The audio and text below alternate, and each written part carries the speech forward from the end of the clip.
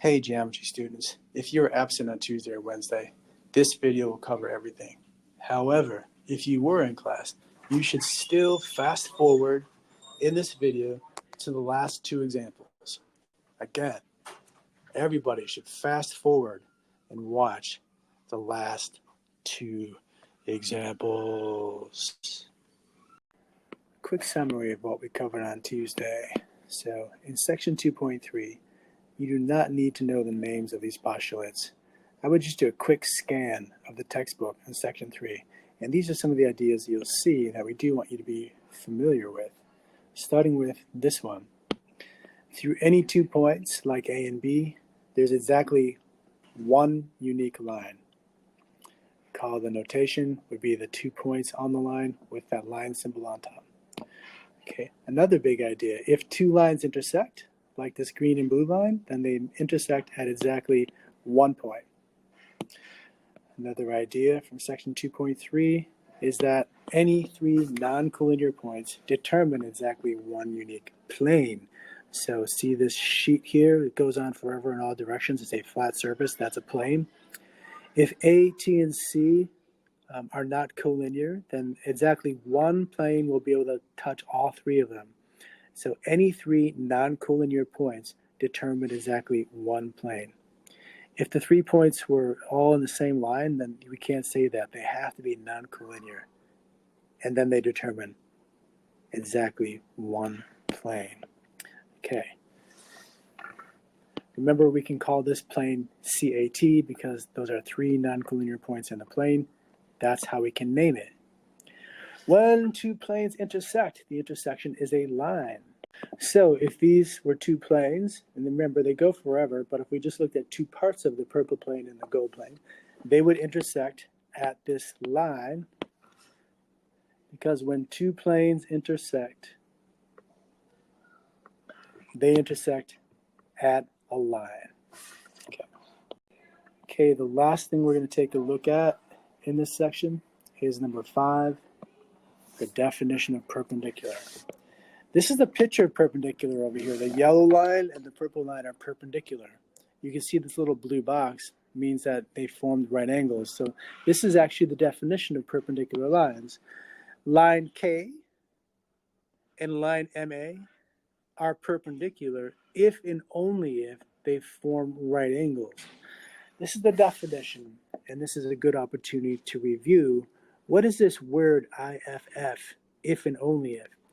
When there's an extra F or two F's, or when the expression IFF translates to if and only if is written twice, it's a biconditional. So there's actually two statements in here. Remember that a biconditional has the statement in one direction and then the converse. So if these two lines are perpendicular, then they form right angles. And a second conditional statement is if those two lines form right angles, then they are perpendicular. This is all there was, really, in section 2.3. These are ideas we've actually discussed since day 1 in class, when we were envisioning things in space like two walls intersecting at a line. Go ahead and read through these again and make sure you feel fairly confident in what they mean, including the definition of perpendicular.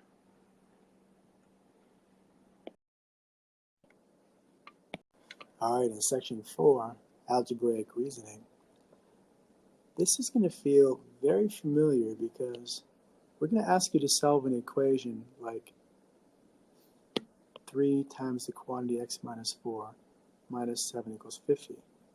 And you're going to do things that you recall from algebra class, like multiplying 3 times x and times minus 4. That's the distributive property.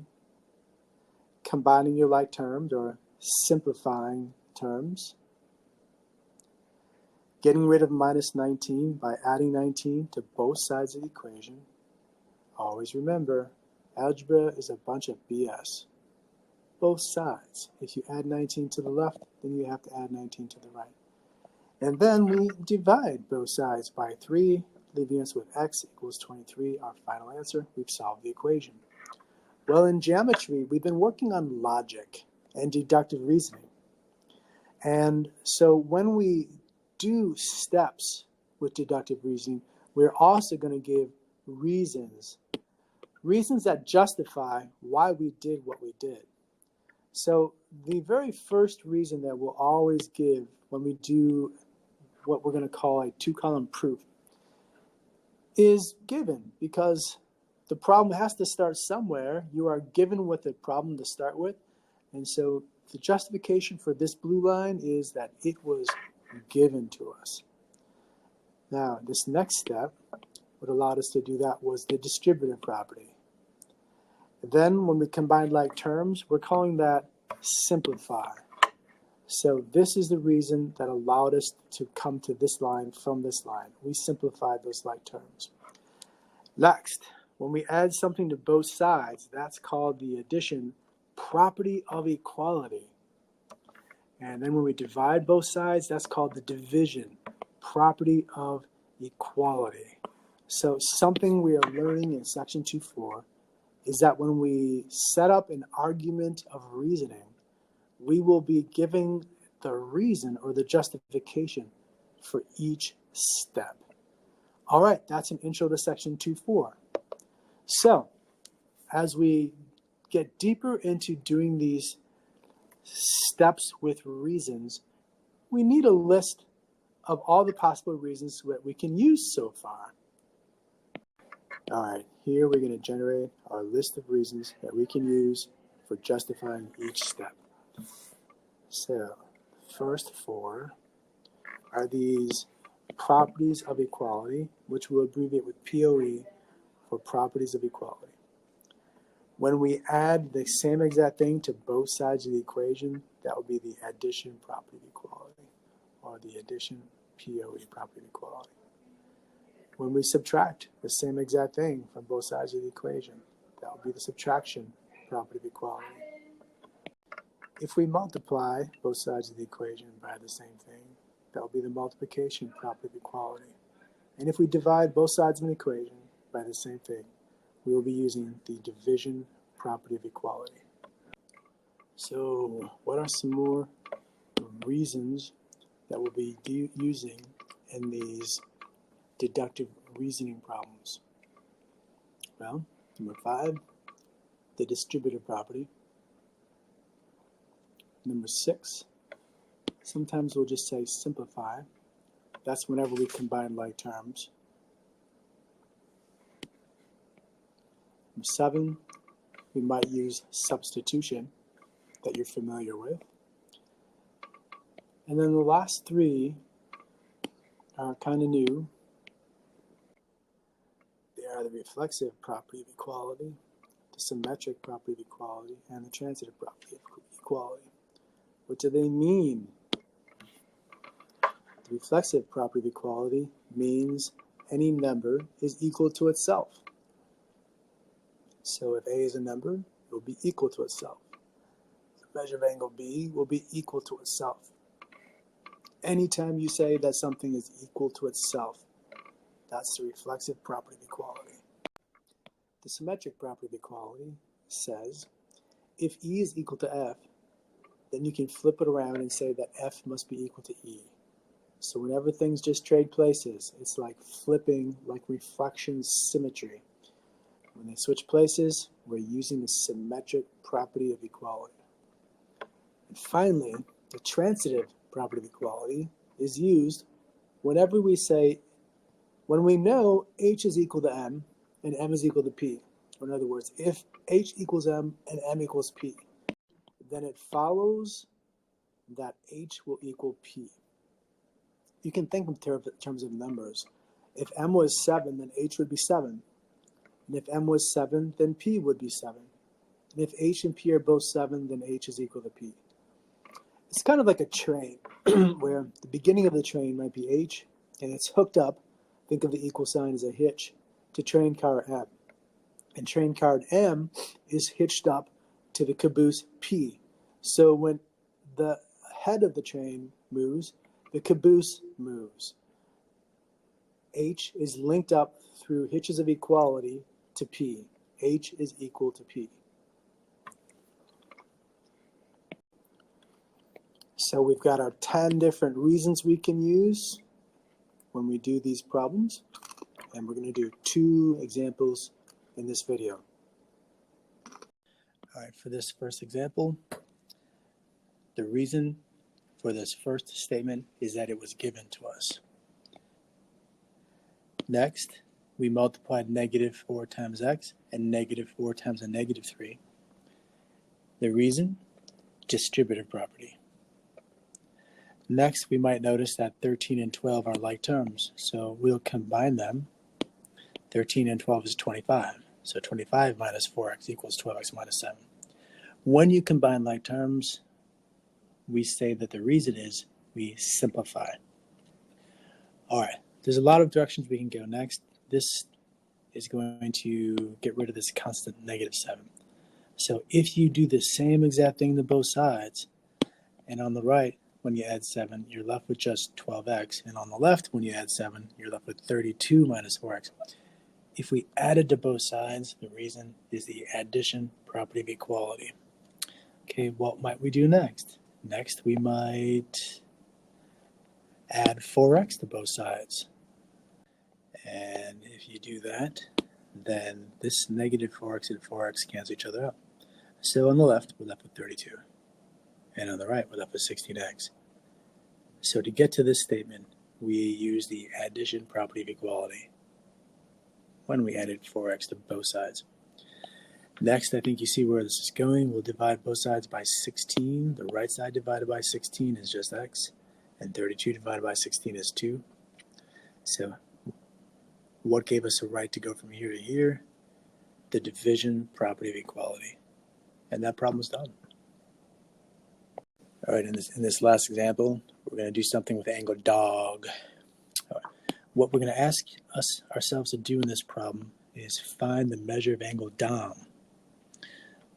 Dom is the white angle, 3 minus 4x degrees. So to find the measure of angle dom, we're going to need to find x first. Well, we are given that the measure of angle dog is 73 degrees. I don't see 73 in the picture. That's because this 30 degrees isn't angle dog. That's angle mog. And this angle is angle dom. Anyway, so DOG is this whole rotation, 73 degrees.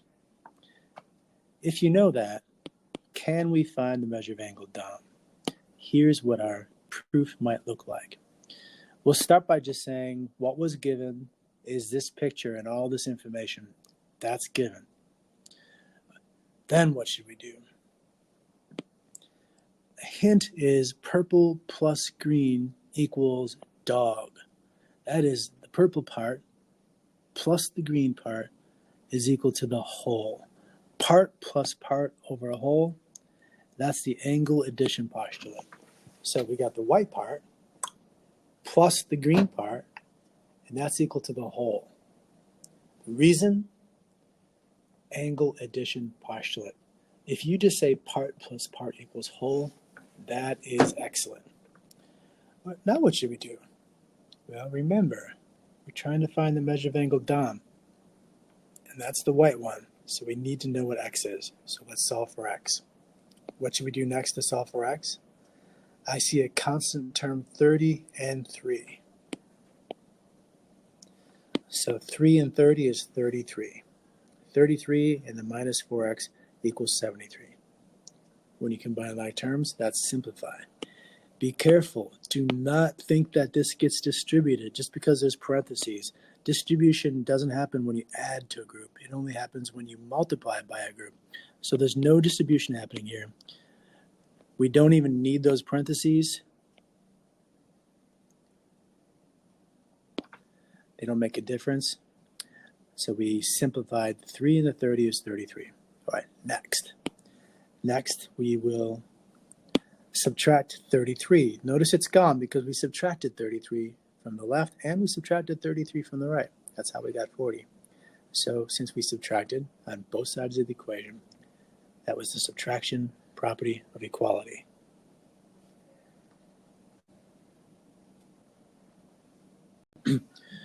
Okay, next we'll do guess which property we're going to use? Are you going to do something to both sides? Yeah, we're going to divide both sides by -4. So we're going to use the division property of equality. And this side divided by -4 is just x. And 40 divided by -4 is -10. All right, we have now solved for x, but that's not the only thing we're trying to do. We were tasked with finding the measure of angle DOM. And DOM is 3 minus 4x degrees.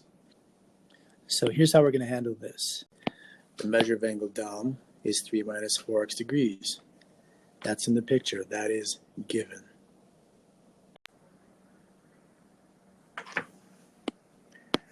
Well, we found out that x is -10. So we're going to do a substitution step.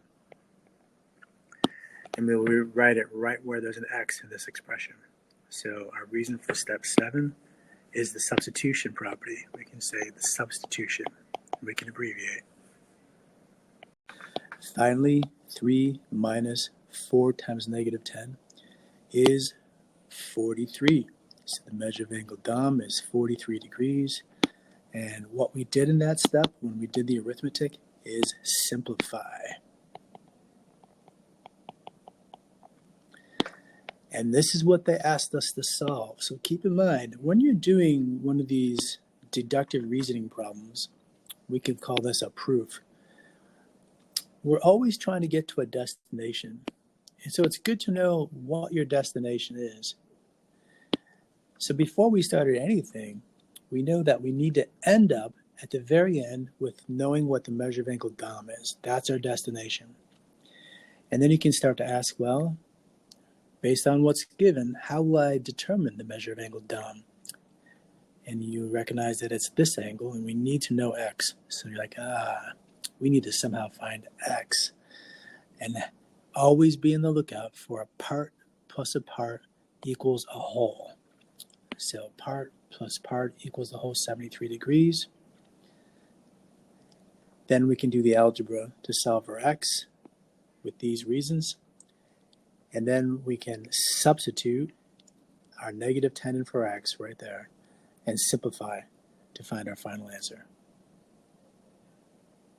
This concludes the examples and what we covered on section 2.3 and 2.4.